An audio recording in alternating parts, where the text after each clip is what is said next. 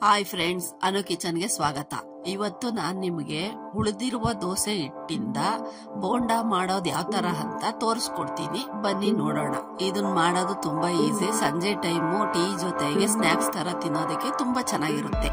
ಬೆಳಿಗ್ಗೆ ದೋಸೆ ಮಾಡಿದ್ದೆ, ಅದ್ರಲ್ಲಿ ಮಿಕ್ಕಿರೋ ಹಿಟ್ಟನ್ನ ಒಂದ್ ಬೌಲ್ಗೆ ಹಾಕಿ ಇಟ್ಕೊಂಡಿದೀನಿ. ಈ ಹಿಟ್ಟಿಗೆ ಇವಾಗ ನಾನು 2 ಸ್ಪೂನ್ ಮೈದಾ ಹಿಟ್ಟನ್ನು ಹಾಕೊಳ್ತಾ ಇದ್ದೀನಿ. ಅಕಸ್ಮಾತ್ ನಿಮ್ಮ ಹತ್ರ ಜಾಸ್ತಿ ದೋಸೆ ಹಿಟ್ಟೇನಾದ್ರೂ ಮಿಕ್ಕಿದ್ರೆ ಅದಕ್ಕೆ ಇನ್ನೊಂದ್ ಸ್ಪೂನ್ ಎಕ್ಸ್ಟ್ರಾ ಮೈದಾ ಹಿಟ್ಟು ಹಾಕೊಳ್ಳಿ.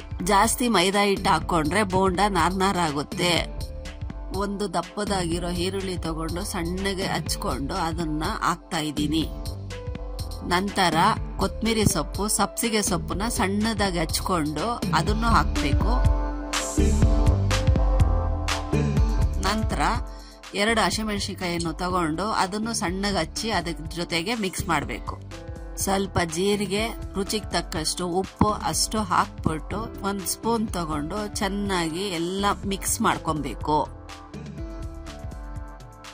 ಇದನ್ನೆಲ್ಲ ಚೆನ್ನಾಗಿ ಮಿಕ್ಸ್ ಮಾಡಿದ್ರೆ ಹಿಟ್ಟು ಒಂದು ಅದಕ್ಕೆ ಬರುತ್ತೆ. ಇದನ್ನ ಎಣ್ಣೆಯಲ್ಲಿ ತೇಲಿಸಿದ್ರೆ ತುಂಬಾ ಚೆನ್ನಾಗಿ ಬರುತ್ತೆ.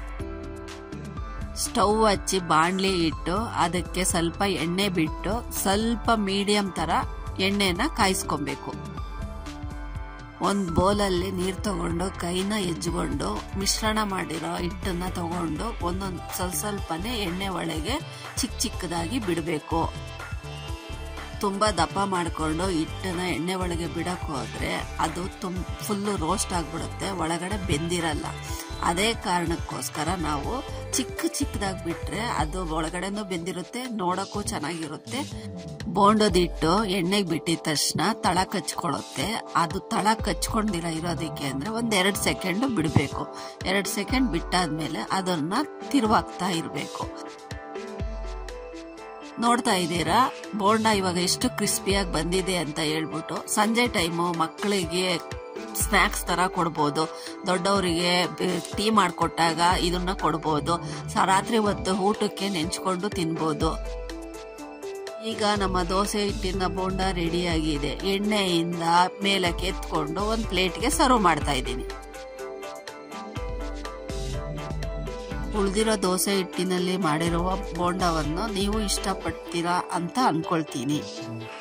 ನೀವು ಕೂಡ ಮನೆಯಲ್ಲಿ ಇದನ್ನು ಟ್ರೈ ಮಾಡಿ ಹೇಗಿದೆ ಅಂತ ನಮಗೆ ಕಮೆಂಟ್ಸ್ ಬಾಕ್ಸ್ ಅಲ್ಲಿ ತಿಳಿಸಿ. ಇದೇ ತರಹ ಹೊಸ ಅಡಿಗೆಗಾಗಿ ಅನು ಕಿಚನ್ಸ್ಗೆ ಸಬ್ಸ್ಕ್ರೈಬ್ ಮಾಡಿ.